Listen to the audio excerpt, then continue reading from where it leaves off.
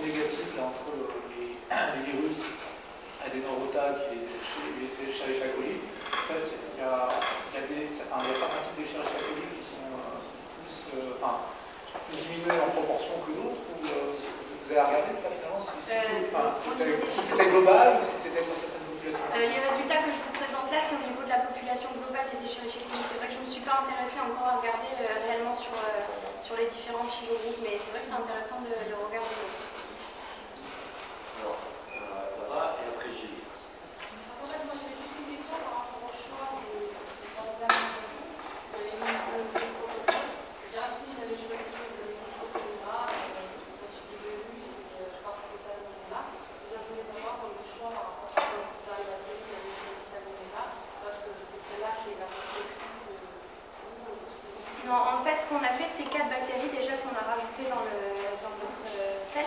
Et en fait, ce qu'on a fait, c'est qu'on a essayé de choisir des bactéries qui avaient une composition de parois relativement différente pour tester surtout notre méthode d'extraction en fait. Et aussi, on a essayé de mettre des bactéries qui avaient des conditions de culture différentes pour voir si notre méthode d'extraction permettait vraiment d'extraire toutes les bactéries qu'on allait pouvoir retrouver dans la sel.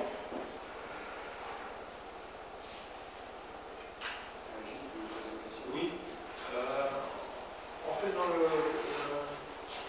les diarrhées à rotavirus, le problème c'est au niveau de la destruction des cellules cibles de la paroi intestinale, c'est ça? Oui.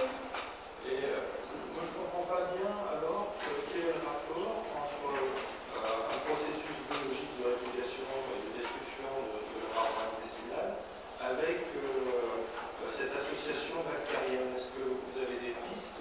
Et justement, non, on n'en a pas du tout. Donc j'ai essayé un peu de faire la biblio sur les méthodes d'action des virus et la façon de s'attacher de la flore microbienne au sein de l'intestin. Et c'est très mal documenté et du coup, on n'avait pas de piste. Donc on s'est dit pourquoi pas essayer juste de pour le moment faire une mise en contact simple entre bactéries et virus.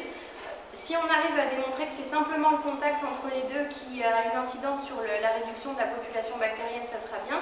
Mais par contre, si on n'y arrive pas, on s'était dit que ça serait certainement beaucoup plus complexe. Et à ce moment-là, ça serait peut-être plutôt le travail d'une équipe qui est spécialisée dans la virologie et qui saura reproduire qui est spécialisée dans ce genre de phénomène et qui saura reproduire ce qui se passe au sein de l'intestin.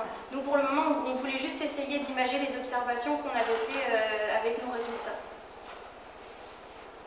Fabrice, tu avais une question?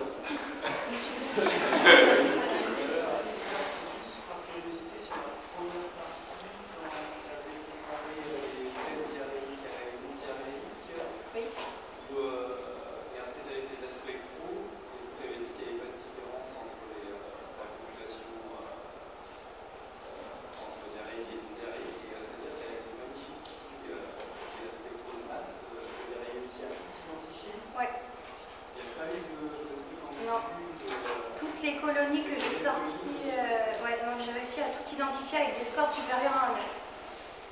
Ce qu'il faut faire, quand c'est une parenthèse, mais il faut vérifier, je ne sais pas s'ils sont là, avec les deux jeunes là, qui suivent les selles avec Fabrice, si vous avez des espèces qu'eux n'ont pas retrouvées. Voilà. Parce qu'il y a des microbes, honnêtement, que je n'ai pas encore tout regardé. Il y a un UD que je ne connais pas, pour être honnête. Il faut vérifier si vous pouvez compléter ou non la flore qu'eux ont trouvée avec leurs différents... Finalement, vous avez utilisé une condition de culture particulière. C'est juste une seule condition. Oui, c'est une condition, mais c'est vrai que cette condition, ni l'un ni l'autre ne l'ont utilisée.